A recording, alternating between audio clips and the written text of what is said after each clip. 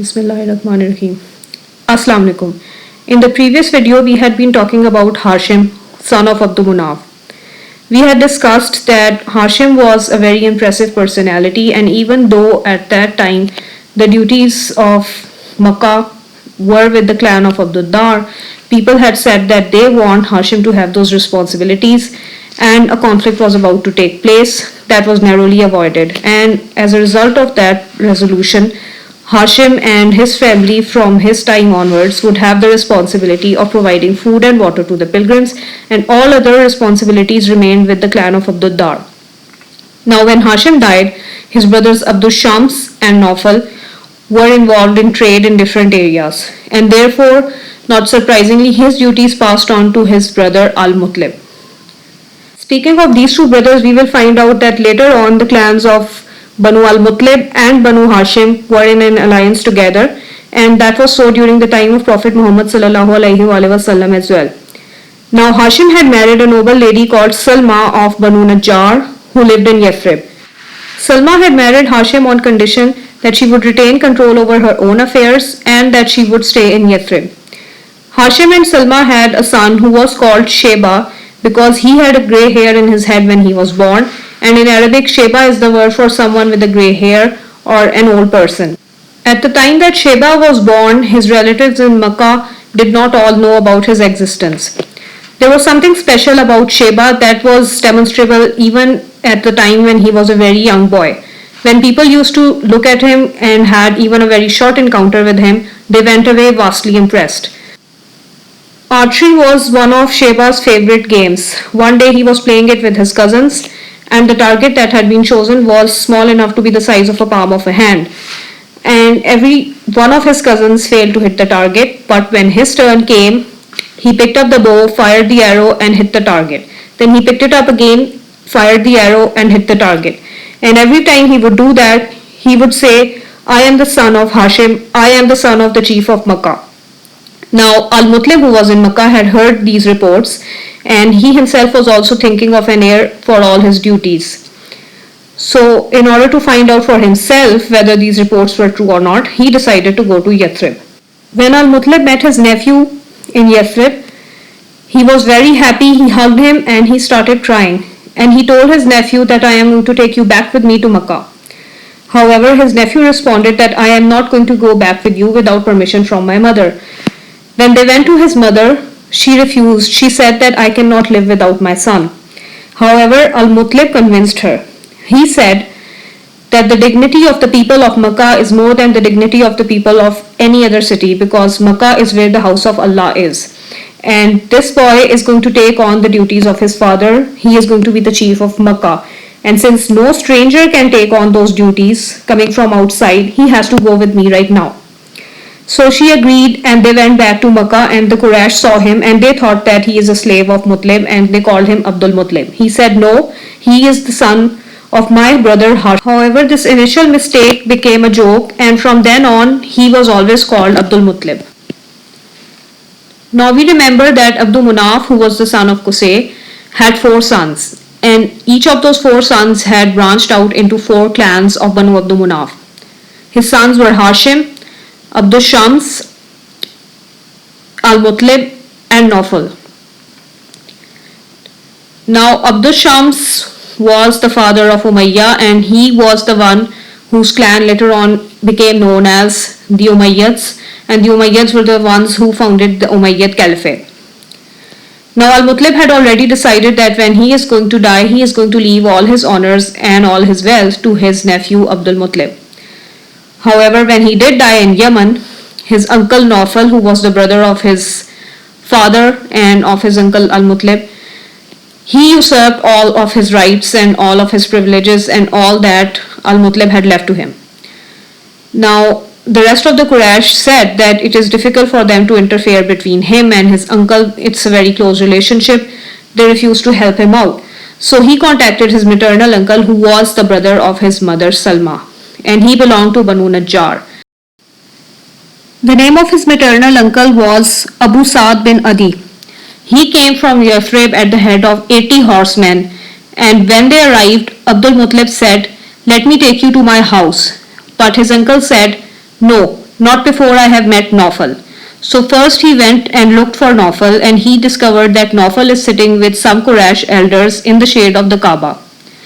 He took out his sword and he showed it to Nawfal, and he said that if you do not restore everything to my nephew that you have taken from him, I am going to kill you with the sword. So Nawfal had to give everything back up, and the Quraysh who were sitting over there became witness that he had given everything back to Abdul Muttalib. Later on, Nawfal entered into an alliance with Banu Abdul Shams against Bani Hashim. On the other hand, Al-Muttalib had taken over the duties of his brother Hashim, and therefore the clans of Hashim and Al-Muttalib were closer to each other. So amongst the four clans of Banu Abdul Manaf, we find that Banu Hashim and Banu Al-Muttalib were in alliance, and Banu Abdul Shams and Banu Nawfal were in alliance. Now Abdul Manaf's mother belonged to Bani Khuza, so when Bani Khuza saw that Banu Najjar is supporting Abdul Muttalib, they said that they had more reasons to support him than them, and therefore they all went to the Darun Nadwa and they pledged allegiance to Bani Hashim, who were represented at the time by Abdul Muttalib. And this alliance played a role in the conquest of Makkah when it affected the Treaty of Hudaybiyah. Now let's talk about Abdul Muttalib as a human being. Abdul Muttalib, we already know that he had a very magnetic personality. Even when he was a child in Yathrib, people used to admire him. Even after short encounters, they took back favorable opinions of him, and some of those favorable reports also went to his uncle Al-Muttalib in Makkah. He had a handsome and impressive personality, and people admired him in spite of themselves. He surpassed his elders in greatness when he became the chieftain of Makkah. He was the one who oversaw all the trade caravans before they left. Like his father Hashim before him, he was also a very generous and charitable personality. He used to give his leftovers to the needy and even to animals and birds. And people said that he is the feeder of men on earth and of beasts and birds on the mountain tops. During his lifetime, two major things happened. Zamzam well was found and the year of the elephant happened. Starting with the Zamzam well. Abdul Muttalib was very fond of being near to the Kaaba, and therefore he often used to ask for a couch to be placed near the Kaaba.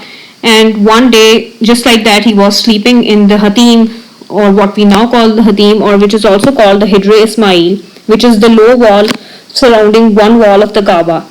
He was sleeping in that area, and he had a vision in his dream. The vision told him to dig up Zamzam, and initially he asked what Zamzam is, and he was told about it, and he was also told where it is. So when he woke up from his dream, he called up his son Harith, and they went to the place that had been indicated in the dream, and they started digging up. When they were doing the digging, a lot of people gathered around in curiosity. Well, it was long and hard work, and it took time, so people started to drift away eventually. However, when he reached the Zamzam well at last, people started gathering back, and he found that he had not only discovered the well of Zamzam, but he had also found the treasures that had been buried along with it. We remember that when Bani Jurhum had been kicked out of Makkah as a result of their exploitation of the pilgrims, they in their anger had buried the well of Zamzam, and along with it they had buried some treasures of the house.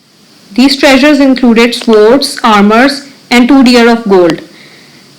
Now from this point on, it became the tradition to provide Zamzam to pilgrims. Initially, his right to the well had been questioned, and when it was agreed that a judge is going to decide between them, they started traveling towards that judge, but they had to pass through the desert, and in the desert they ran out of water.